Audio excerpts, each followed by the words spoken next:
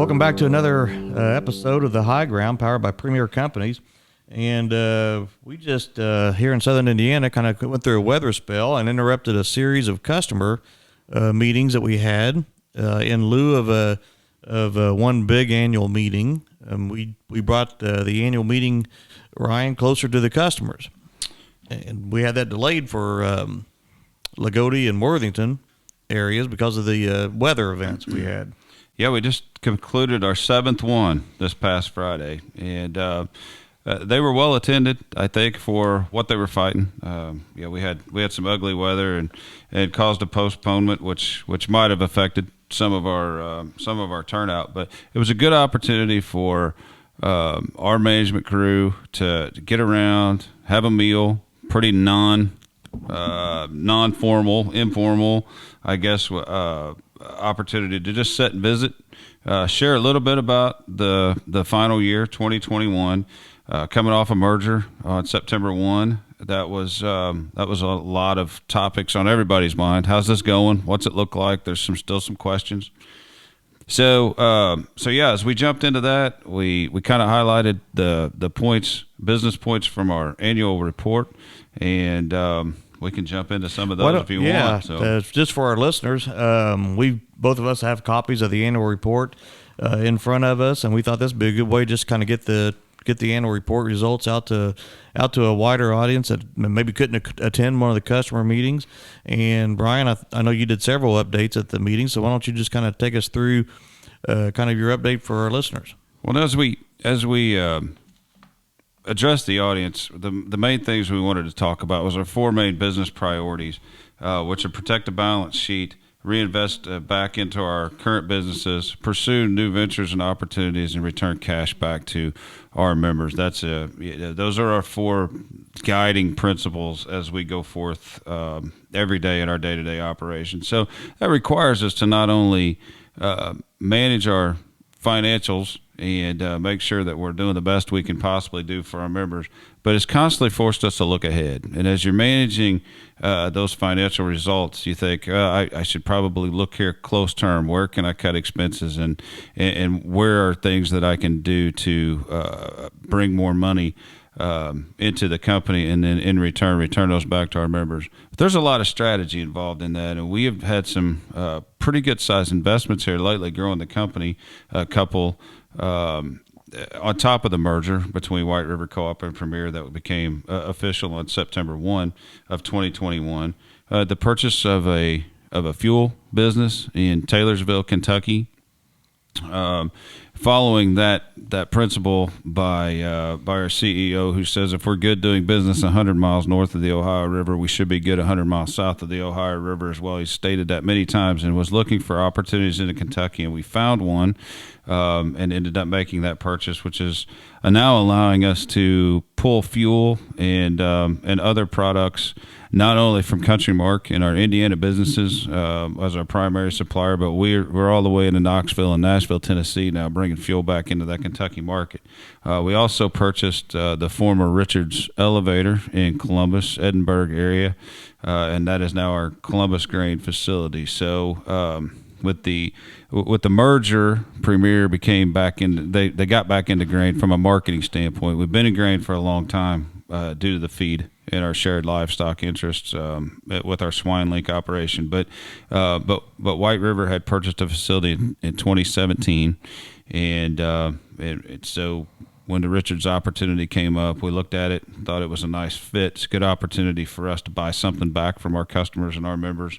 So those were two large purchases that happened in 2021 as well that reflected into this annual meeting. So, yeah, and it's one of the things as a farmer-owned cooperative, we when we make money, we return it back to our owners. And this year we had a chance to have a patronage distribution rate. I think a total of nearly $3.5 million went back to our owners, and with a patronage distribution rate of 3.4%, just a little over 3.4%. On different eligible products and services, and 70% of that was in cash. So that returned, I think it was $2.3 million in patronage back to our growers, and then on top of that, the board authorized an equity revolvement of 11.25% from the years of 2015 and prior, and that was $1.1 million in that equity revolvement, which was already taxed. So that was taxed when it was issued as patronage, and when we return that, that's a non-tax. You can't be taxed twice. I hope not now. Not yet. Gosh, yeah. So, but in this case, that's $1.1 million of our owner's equity getting returned back in cash for a total of about $3.5 million for this year. And that's if you look at the patronage refund rate, that trend line back to 2017, we're pretty pleased that we return that value back to our owners. And it really it makes us feel good that we're operating their business, which they own, in a profitable manner where we can reinvest back into operations and buy the type of equipment we need to get the job done for them, and still be able to send back a portion of the earnings back to our owners. Yeah, and it's been a big decision to try to figure out how do we spend this money? How do we figure out with operating costs going up the way they are? We've talked about just the cost of our own fuel. As we sell fuel and our customers look at the price of fuel, they're like, oh, it's just going out of control. But, for the fuel that the company uses, for the co-op itself, I mean, we're looking at just versus last year of about $1 a gallon higher, just in what our costs are going to be. So there's always that ebb and flow of what we're making versus what we're spending, and how do we better manage that. And there's things that Harold Cooper, our CEO, he made the comment that it was the best of times and worst of times in 2021. He refers back to 40 years plus in the business, and he'd never seen all of our entities perform as well as they performed all in the same year, given that running in the background is still COVID-19. We had, even into late 2021, several businesses that were hurt by the fact that we had so many employees out. I mean, we had divisions that were missing several employees. We had whole facilities closed at certain points of the time. Supply chain still such a problem. We're dealing with it going forward with chemicals. All of our customer farmers members are understanding that there's allocations on certain products, and we can delve into that if we need to. But this trucking thing is even more of an issue, and things that we have to manage and help our customers manage. And if we learn, we can pass that information on. This trucking thing has just gone from taking a couple written tests and taking the driving test until you're fortunate enough to pass it, to now probably at least 120 classroom hours of trying to learn how to drive a truck, plus a driving test. And the cost of that has gone from a few $100s to several $1,000s now, and that's going to even affect our farmers. So as we learn more about these things that affect our business, we can help and say these are opportunities we have to help our members and pass that value along to them, because somebody's going to have to figure this out and iron out some of these wrinkles. But yeah, and it's as Premier Ag, I mean, we hold ourselves to a higher standard of doing it right and making sure our drivers have the right licenses, our trucks are safe, and they pass DOT inspections, and if it's broke, it gets fixed, and that falls back into our safety. We want to send all the employees home just as safe as they showed up, and through COVID, that was a challenge. I mean, it was hard on each business unit. And then in the same time that we're doing these things, we're trying for our owners to invest in things that are still progressively trying to be in front of things like carbon and how that's going to work with a grower. And there's a lot of folks that are trying to get between the end user or consumer of a carbon offset credit and the farmer that produces it. And we're trying to navigate that space for them as well. And that takes some investment, takes some time, and takes a lot of learning on our behalf on how to represent our owners in that space. We broke out our annual report this year based on our core values, and as we tried to highlight the things that that represent those core values. And one of the things that's fun as a farmer-owned cooperative this year, especially as we did Legacy, we were able to utilize a farmer customer, actually a couple brothers, in our annual report, who could go back and give testimony to 4 generations and almost 5 decades of dealing with the co-op, and the fact that it's important to their operations and their growth and their progression into being the operations that they are today. And they can relate back to sweeping bins for the co-op back when they were 17, and now the operations that they both have. Even they run them separately, but it's still one family. So it was nice to be able to bring those owners in and say, and have them say, this is a great thing. The co-op is a great thing. We own this company. We're proud of that. And then, and something else neat on that is we go into integrity and doing what's right for people, animals, and our environment. And one of the things we say in agriculture, in agronomy, is what's good agronomically is always good environmentally. And with our swine link program, I think that generated as much interest as everything through the customer meetings was how.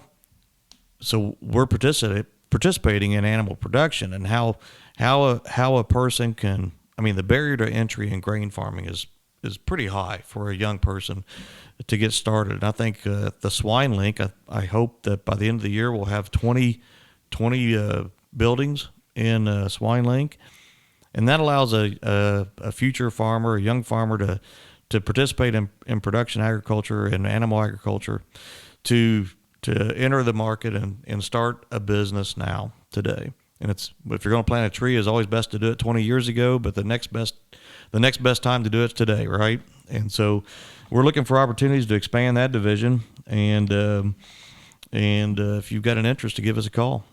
Yeah, we've been blown away by the response to that too, as we've offered that out, because it's now to the point where we may be getting to where we need to be very selective as we go forward and say, hey, we've got to look at contracts. How many animals are we going to sell? What is our intention? We want to keep growing, and if it's the right opportunity, we will certainly entertain that with about anyone. I thought it was the right opportunity. I was going to have my wife kind of head up the swine link. In my mind, she was going to go out there and check the pigs, and no.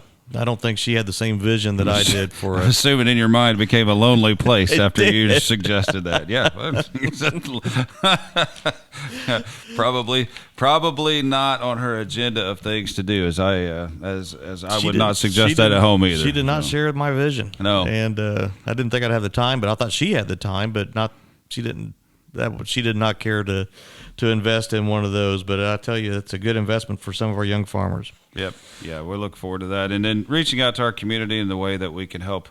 We highlighted the 4-H and how we've been involved, as well as we have retail and retail convenience stores. Another piece of our business that it allows us to touch a lot of customers. We talked about it with LP. We've got our reliable core value is laid out by. Our fuel department, and our customer focus was laid out by our LP division. And the fact that as we go to this annual meeting, we're talking to farmers, generally members, but LP and fuel and our retail businesses give us a customer touch point of so many people that aren't farmers.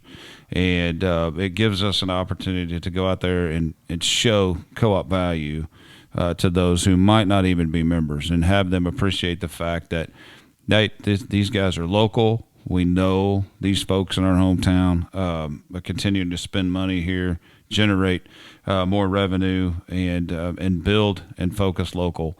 And that every day we've had many of these meetings, many of these conversations on our podcast as well, and so many of the things that we deal with are globally affected. Yeah, and going back to kind of our non-farm customers, but also our future employees, Ryan, may not be coming from a farm. And as we look to 4-H and how we sponsor that in the past few years with the 4-H Foundation, and we're trying to evaluate and decide how do we set up opportunities for kids at may not come, our new employees or future employees that won't come from a farm. They may not have they may not live in an area that has where they could have livestock. So they may participate in 4-H in different ways. And how do we get connected? How do we get those kids connected into agriculture? Yeah, we're several generations away from the guys who actually farm, regardless whether we're talking about land ownership or potential employees, and having that outreach and being able to bring people in here and say, this is an interesting way of life. It's a good opportunity to jump into this business and it be something that's lucrative and rewarding both. And I don't think we can tout that enough. But that's the value of the cooperative system, and it's a long-standing business. It's nearly 100 years old in the state of Indiana, and it continues to go strong. I would assume that it's probably close to 50% of the agricultural business that's in Indiana is done under the co-op business model. Yeah, I think you're right, Ryan. And I would, as we just kind of flip through the annual report, I'd encourage, if you want a copy, to stop by one of the branches or talk to your account manager, or stop by the office here and pick up a copy. And it's a pretty good read. It is. Yep. Not as good as a podcast. Not as good as a podcast. We should remind everyone that the podcast, if you like to listen to us, we're available on Spotify, Amazon Music, Apple Music, Google Podcasts, and Facebook. And if you like to watch and see how goofy we really look when we do these things, we're available on YouTube as well. So feel free to like and subscribe and follow us if you get that opportunity and you like what we're doing. All right. Well, I think that wraps us up for a day, Ryan. So that's another episode of The High Ground, powered by Premier Companies.